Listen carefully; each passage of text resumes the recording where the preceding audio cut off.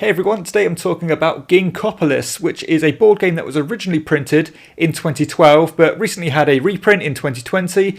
This one accommodates 1 to 5 players and takes around 45 minutes to an hour to play. The designer of this game is Xavier Georges, who is quite famously known for designing quite complex Euro games such as Troyes, Carson City, Black Angel, and the upcoming Carnegie. The idea, or the premise and theme of this game is that we're supposed to be building a city in the not so distant future. But I will admit that the theme is very much paper thin. It's pretty much a skin, and the thematic ties aren't really very strong. So let's take a look at what the actual setup of the game is going to look like. As you can see, you've got the main kind of part of the game is played amongst these tiles here, which are laid out, or at least initially laid out, in a 3x3 grid.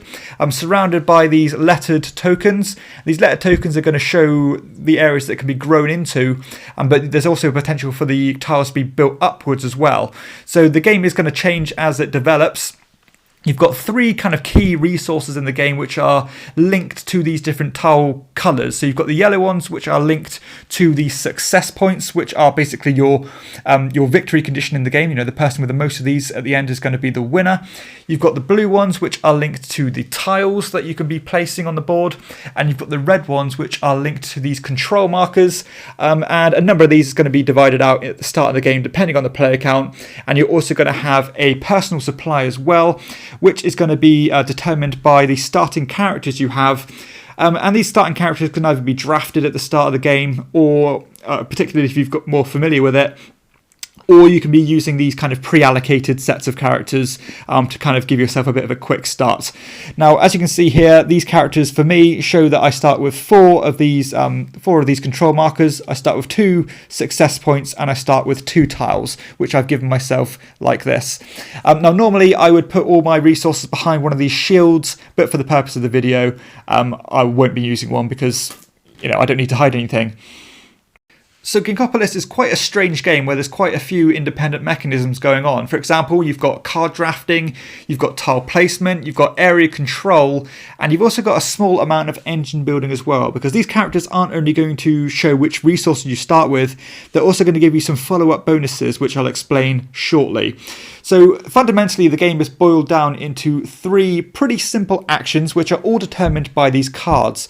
And at the start of every turn, you're going to have 4 cards, or each player is, and then every player at the same time is going to choose which of these 4 cards they are going to use. This card here is just a first player marker, which we'll be passing with my cards as the game goes on. So first off, the first action you can do is to play a card on its own. And to do that, you are just going to pick the card you want. And for example, if you play a lettered card, you are either going to take another control marker and add it to your personal supply, or draw another tile.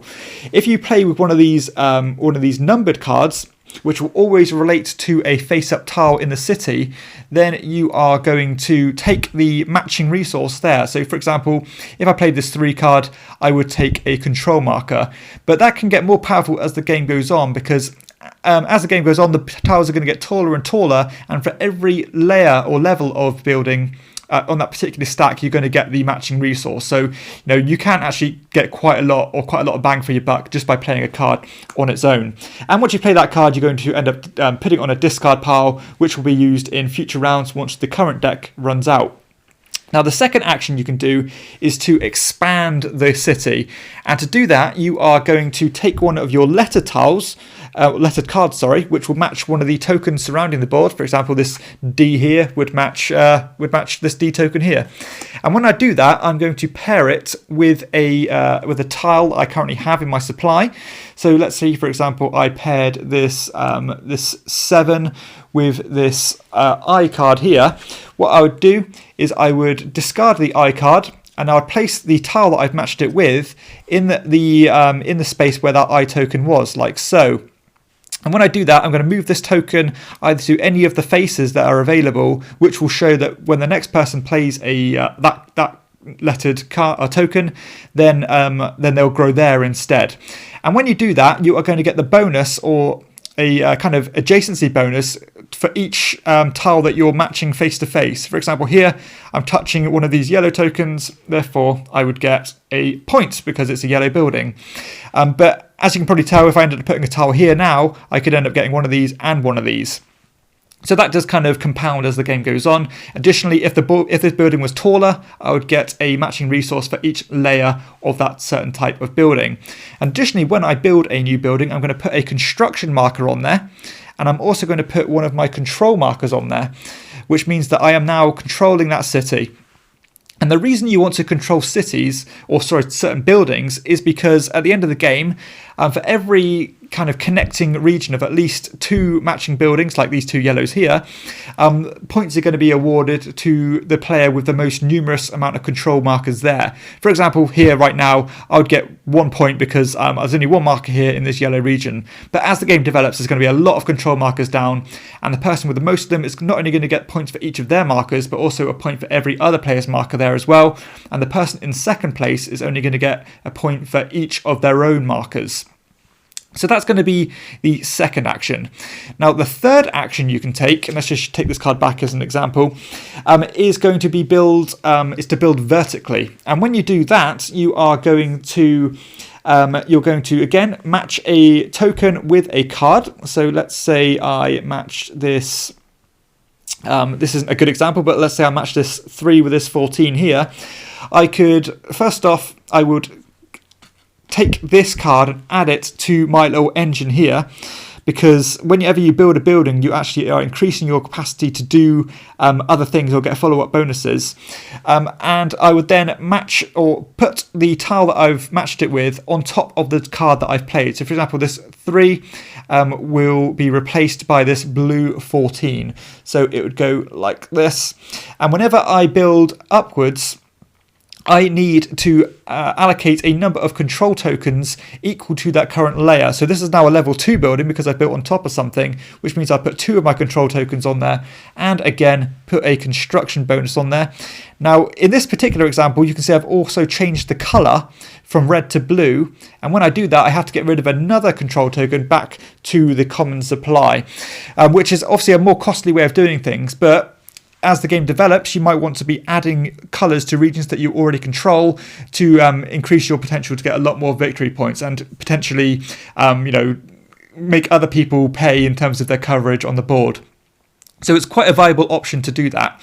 Now, there is also an option to go lower than an existing building. So say, for example, I ended up playing a level 12 building underneath this one.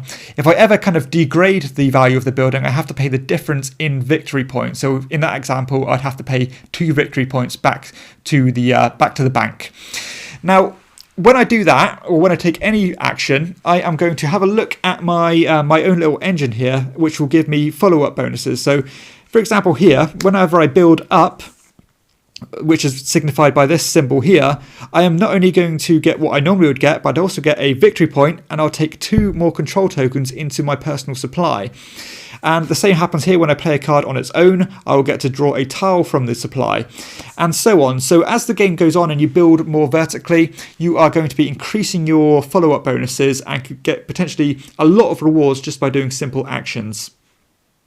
And once everybody's taken their turn, you are going to pass the cards over to your opponent or clockwise, and then everybody is going to have their new hand of cards and draw a new one off the stack, so you always have 4 at each time. Now, as you can probably imagine, the game is going to develop. The board is going to get bigger and bigger and taller. There's going to be more competitions over the different regions, but fundamentally, that is how far the rules themselves go.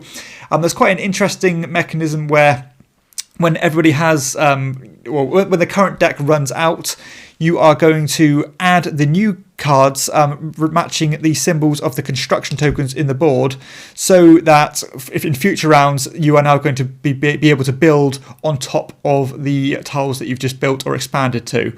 And that's going to be how the game plays out. So you've got some card drafting, as I said, you've got some area control for quite a significant amount of points at the end of the game. You've got the engine building from the cards here, which they're not all as simple as these, such as giving you these follow-up bonuses. The higher buildings, because all these different colours go up to number 20, are going to give you points for a certain number of different criteria based on end-game bonuses. For example, it might say get a point for every red building you control, or stuff like that. Now, something I should have said as well is that when other people build on top of your existing buildings, they are going to return the tokens back to you, or back to that player, to be able to use be able to be used again. But for every time you do that, you are going to get a number of victory points equal to the number of tokens displaced. So let's talk about the actual fundamental mechanisms in the game. It's very much a transparent game where there isn't any kind of trump card that you can just whip out and, take someone by surprise. It's quite deterministic. And normally those kind of games don't work for me. But I think in this exception, I think the gamery mechanisms are just add something to it, and you're always subject to the cards that you currently have available to you. Now, I love that fact that with a drafting game, I think most of them are normally quite breezy, quick decisions to be made. But with this one, they are quite meaningful decisions based on your card draft.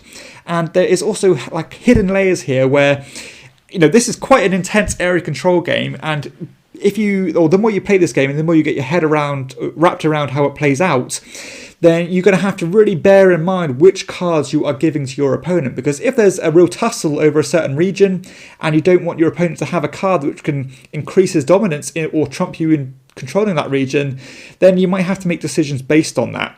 So I do think this is a game that's going to reward repeated plays, and I do really like that. There's quite a lot of hidden layers here and some depth. The tile placement itself is interesting because you're always trying to increase the numbers of buildings, because that makes it more difficult for opponents to beat you, because they're going to need the higher buildings in order to trump them. They're going to have to take a points decrease if they want to reduce that building.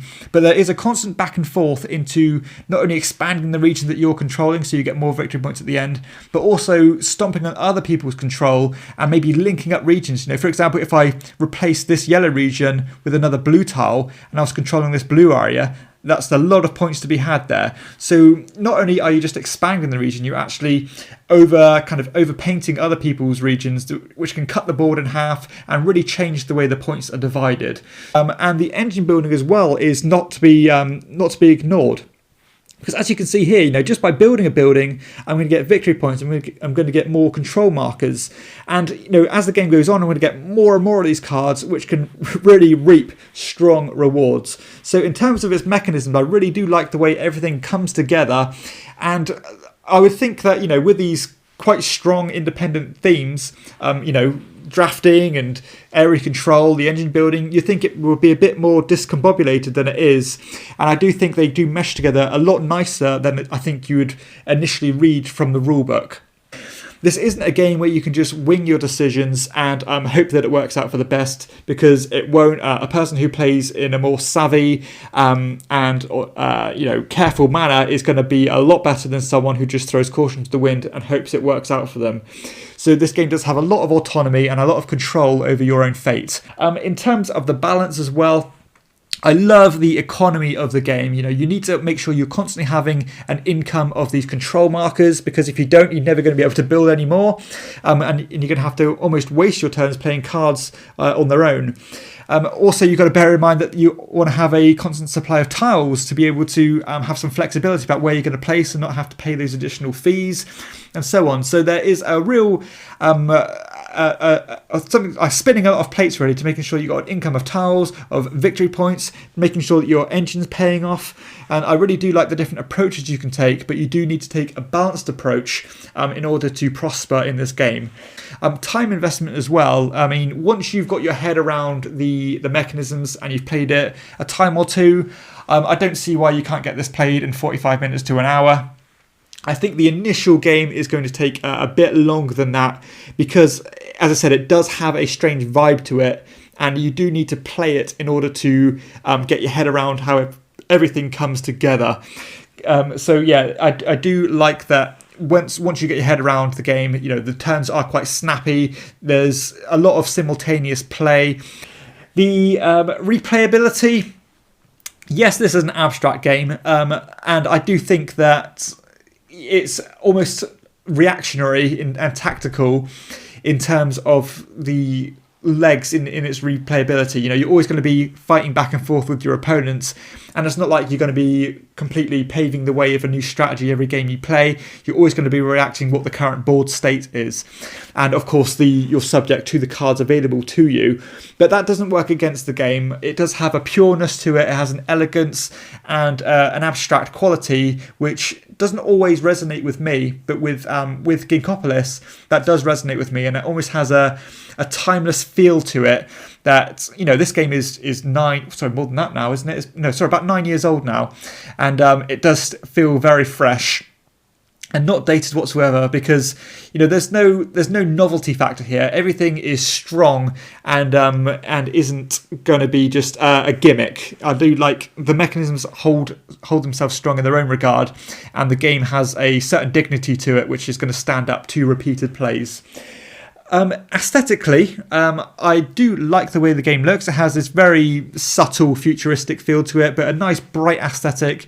The symbology is clear, the colours are nice and bright, the artwork is pretty basic, but it works well. The characters are quite nice, so I've got no complaints with the artwork, and the component quality themselves is really good.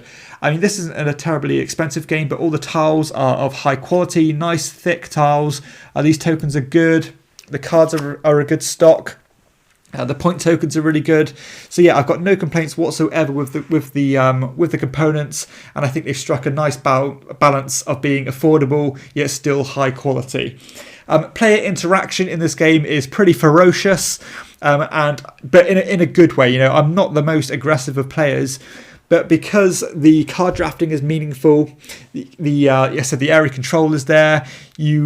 A lot of the cards, because the cards are selected simultaneously, that creates some really interesting player interaction moments, because you might be thinking, you know, I've got the edge of my opponent here. I'm going to do something he doesn't expect, but at the same time they've thought the same thing and can just completely change the landscape. So it's a very dynamic game where all the regions are currently changing, and it keeps you on your toes and keeps you engaged, and you have to bear in mind what your opponents are doing at all times. The setup time is no issue at all. You know, you start with the basic tiles here. Give some people the characters, or again, you can do that a quick draft to get the characters that you want and the additional the starting resources you want. But you're going to get going before you know it. And, you know, at the end of the game, you've got to do a bit of deconstructing the board to make sure that you can set things up faster in future games. But I think it's more than proportionate, and it's not too much of a burden. The sense of progression in this game is excellent, and I will say that, you know, just using this setup as an example isn't going to be the best. This game will it will at least double in size. There'll be tall buildings, there'll be short buildings. So yeah, it does have a nice ramping up effect as the tension between controlling the most juicy regions ramps up. So yeah, it does have a great sense of moving forward, and the deck's currently getting bigger, and your engine's getting bigger each time, and you're getting more and more rewards depending on the actions you take. So yeah, there is a great sense of progression, and it's always moving forward and never feeling stagnant.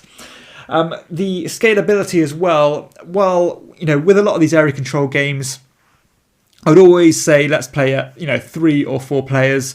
This one does do 5, and I think that is made a bit quicker. And, you know, a lot of games I won't play at 5 players because it takes too long. But this one, you are making your hardest decisions at the same time as other players in terms of which cards you're drafting. So that's going to iron out some of those creases. But I do think it scales very well. And I'll always choose to play at 3 or 4 players. I haven't played the solo mode in this game, but I've heard it's very good. So I'll be interested to try that one out. So yeah, overall, I was massively impressed with Ginkgopolis. This was a game that was very hard to get hold of for a long time. And I must admit, it didn't overly appeal to me. But the more and more I've kind of waited to get my hands on it, the more my anticipation is built. Xavier Georges is a designer who I'll definitely check out every game he brings out now, because everything he's made has impressed me. But I didn't think this game would be for me because, it does have that abstract vibe, which I'm not terribly invested in. But all those different elements, you know, that come together really well, have a great hybrid abstract Euro game where the gameplay is so strong. There's a great tension in the area of control. The card drafting is meaningful. You know, all these things independently aren't my favourite mechanisms, but this game comes together in a kind of synergized way wonderfully. It creates some interesting decisions throughout. A great kind of economy where you want to have a constant intake of tiles, points, and control markers. So yeah, this game has everything really. I'm really impressed with it, and I think it's really cut its own space where I can't think of anything. The game just feels differently. It's got a different vibe to it, and it's hard to put your finger on without playing the game about how this game just comes together. Reading the rulebook, I wasn't thinking this game was going to come to much when it came to the reality of playing it, but oh boy, it did. It's a really strong game, and it's left me massively impressed. So check out Ginkgopolis if this appeals to you. Definitely a game you've got to try out for yourself, but it certainly gets my shield of quality, and it's going to hold a place in my collection for a long time to come. And again, just really looking forward to more games that Xavier Georges is going to bring out, because this guy is brilliant. So I hope you've enjoyed this review of Ginkgopolis. If you have, please hit like and subscribe to my channel, and check out my other videos too. For everyone else, I'll see you next time on Chairman of the Board. Bye.